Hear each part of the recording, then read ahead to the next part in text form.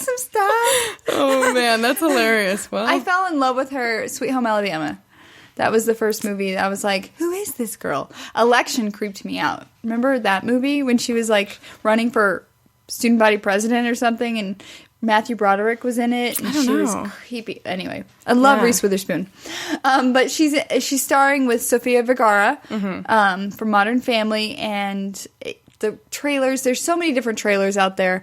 If you haven't seen it, it's on YouTube. But we have partnered with them for Cinco de Movie Night. So next Tuesday, because next Tuesday is May 5th, which is crazy, we have an opportunity for 3 of our listeners and a friend to get to see the movie before it hits theaters on the 8th. So you get to see it before anybody else even has a chance to. All you have to do is send us your picture of you and your partner in crime. It could be your spouse.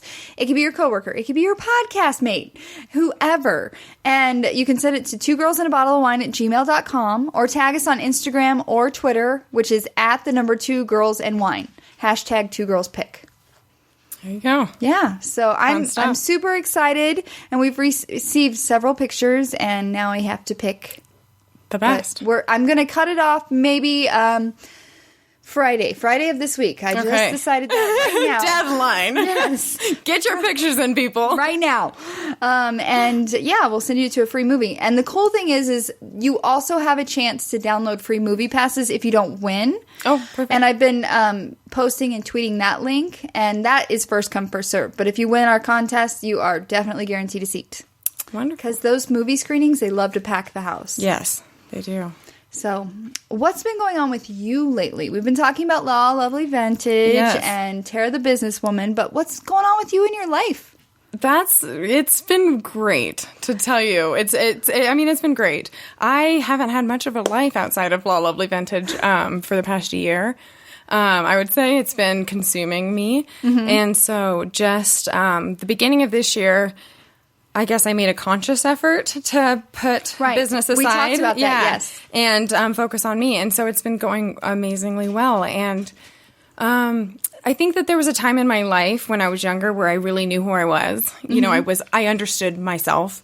And then I thought that would just always kind of be there. And then as we change and grow, it doesn't. And so I hear you. And so I was, I went through a stage where I was consumed in business and not asking myself what I wanted or what I needed or anything like that. And just really pushing myself for my goals. And so I've kind of taken a step back and said, hey, this is really important and you can still work very hard, but you can also take a step back and say, you need a break and you need to breathe. So just doing that has been, it's been great. I've really learned who I am again as a person because I lost that, I think. Oh. I think that... Well, I'm glid you found yourself again. Yeah, I think that I think it's a never-changing thing that everybody goes through. I think... put myself in the position now where I have to ask myself hard questions and I have to be vulnerable and I'm doing these things and it's really opening up like who I truly am. So what kind of hard questions are you asking yourself? You don't have to give us the answer, just the question. Yeah. So not what's wrong with me, but what is my personality? And what are my personality traits? And why do I act this way for certain reasons? And why do I do this? And, so that's what I'm trying to figure out. Is because everybody, I think lot of people, everybody is different. There are so many different kinds of personalities. And then I think that a lot of people maybe don't ask these questions and just kind of go through life and don't really know who they are and don't know what they're doing. And that's kind of where I was at. I was doing things, but I wasn't conscious. I wasn't, so those are the questions I'm asking myself. Not just me, but I started, I'm in a book club. Okay. And so we're reading, a book by Richard Rohr. Have you ever heard of Richard Rohr? He sounds familiar. Okay. So, it's about finding your true self. So it's called The Immortal Diamond. And, it's a whole book about just finding like your soul, like who you are in this world, without anything else, like who you were without the environment or your family or your culture or anything, just who you are, not with your opinions or your likes or your interests, but who you are. How's that journey been? Exactly. It's been amazing. I'm a little intimidated. So that's what this has been. That's what this last, since January, has been. It's been asking myself really hard questions and taking away everything that I thought made up me that doesn't make up me. And then also a cooking club that also is the same way. We're asking ourselves really tough questions. And these are all things we've talked about in text because I'm like dodging your I have a book club and I have church and I have a cooking club and yes. I'm like, where can I fit? So it's all things now that I would have never done because I was so easy at being like, that sounds great, but I have this and I have to, so now I'm like, no, you have to take a step back and learn and live and have friends and be active. And so in turn, that's taught me who I am. So I have been very consumed with work lately, and I've kind of found myself in a place where I'm like, where am I going? Kind of similar, like, what happened to me? Because I have friends that are like, you're not even active on Facebook anymore. Are you okay? Like, we should hang out. And I'm like, I just can't commit to hanging out because I have work. And it's so I think that's something I need to look into, the eternal diamond. Immortal diamond. Immortal diamond, yes. And Richard Rohr, he's just a really great author. So I would. What else has he written? So he does, have you ever done an Enneagram? Mm-mm. So that is something that I just did today, which was like, so eye-opening. So if you don't know about Enneagrams, go to Google and type in Enneagram. How do you spell it? ENN. Okay, there's an E-gram. Enneagram. Okay. And so it's like a personality test. Oh. And so it's been around from like, it's like a Myers-Briggs, but more, it's been around, they say for like since Solomon, for the beginning of, since forever. Adam and Eve, no. But Solomon, yes. So they say it's been around, for a very long time. And it is basic questions, very easy. You can take a 10-minute test online, a 10-question test online. And it kind of gives you a number, and then that number tells you what kind of personality you're in. And it's a very vague way to start. But then Richard Rohr, he writes a book on Enneagrams, which I'm jumping into now. And that kind of completely tells you the traits of each personality and why you built up this way. And so I would say trying the Enneagram, going on Google and starting there, and then saying like, you just have to be very honest with yourself and saying, I don't know. Just you have to be very honest with yourself and answer the questions honestly, and then just so that you know what kind of person that you are, so that you can then kind of understand what your needs are, and then how you can achieve, and then how you're not achieving, how you're hurting yourself in the long run, stuff like that. So, and has your husband participated in this? No, he hasn't. Does he want to, or is he scared? So I think that subconsciously, I kind of was forcing him to make this change with me on a level I didn't realize at the beginning of the year, which caused a lot of tension in our marriage. So because I was kind of like vulnerable and ready to die face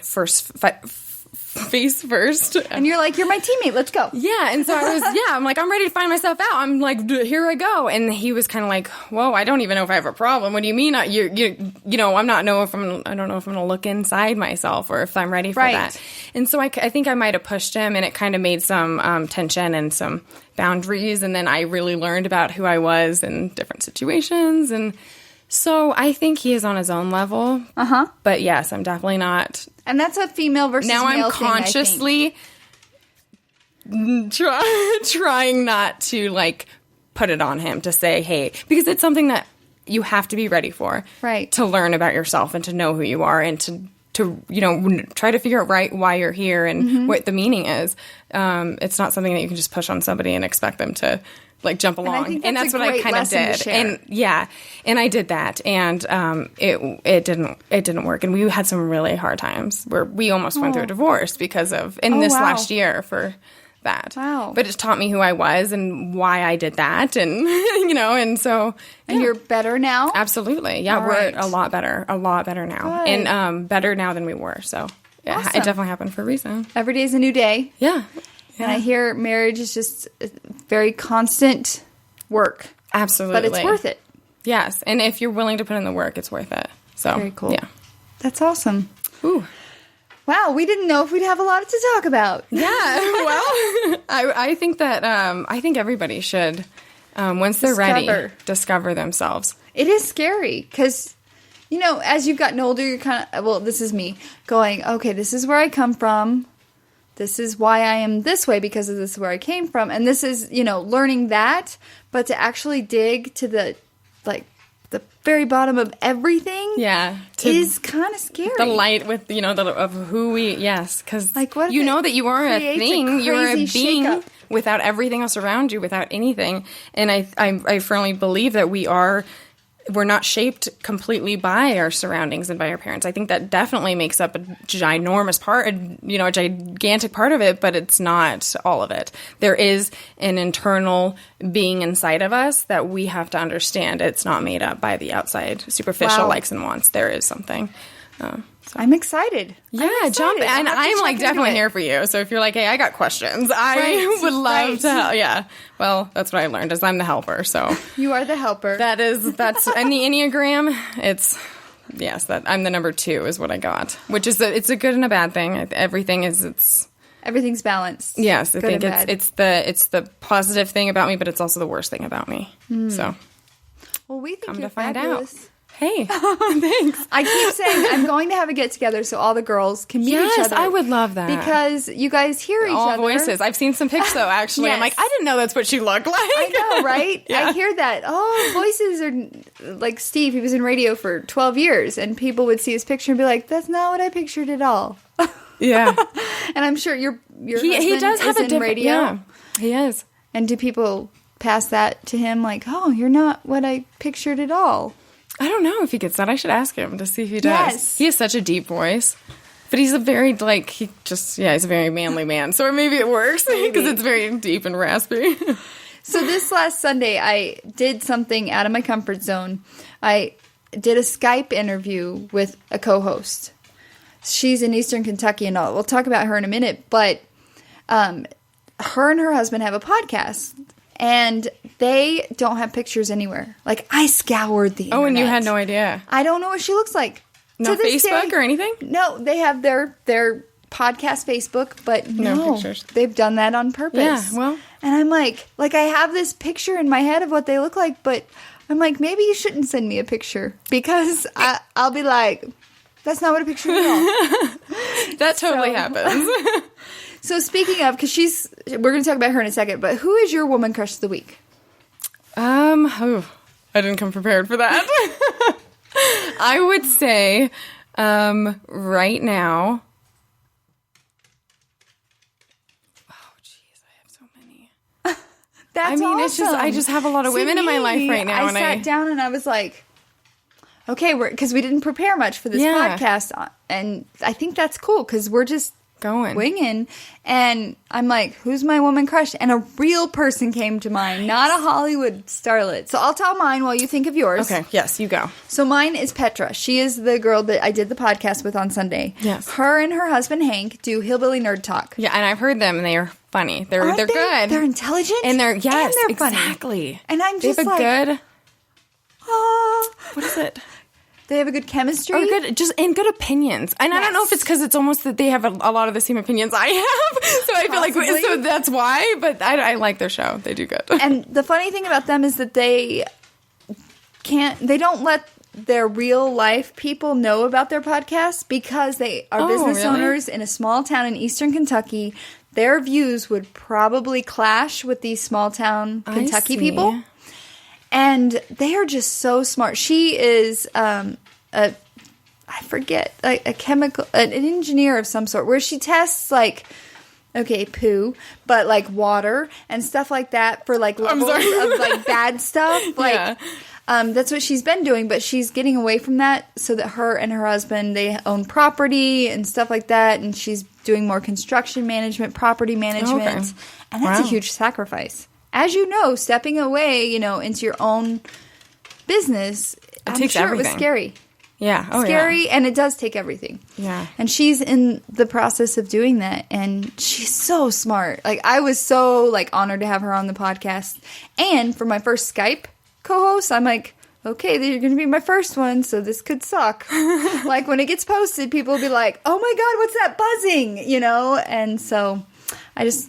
very thankful for her because it's one thing sitting in front of each other and then it's another trying thing to do it all Skype, yeah, and like my mom called in the middle